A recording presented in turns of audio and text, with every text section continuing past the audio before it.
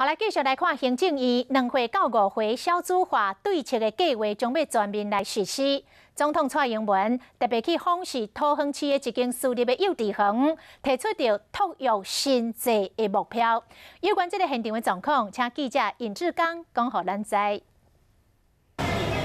好的，主播，少子化近年来被视为国安问题，因此行政院也提出了少子女对策计划来因应。而总统蔡英文和桃园市长郑文灿呢，在今天上午是来到桃园市一家即将加入准公共化幼儿园的私立幼儿园来访视哦。蔡总统也提出了托育新制政策实施后的一个目标，让我们听听稍早蔡总统怎么说。我们从8月1号开始实施哦，我们有几个重点，刚才我们的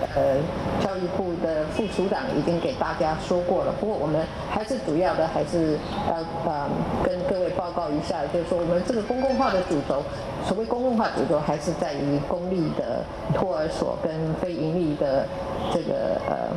托儿所哦。那这个我们从原来的这个到2024年的这个班数哦，我们这次把它提高到3000班哦，也就是我们加大这个公立幼儿园跟这个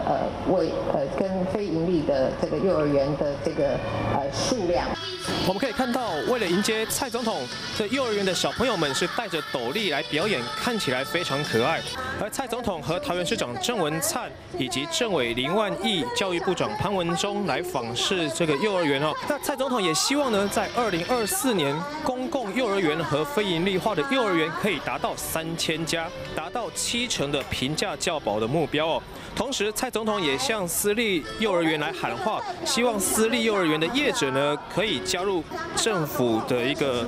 托育政策的新制哦，成为准公托，来支持政府的相关政策。以上是记者掌握到最新情况，先把时间跟镜头还给棚内。好。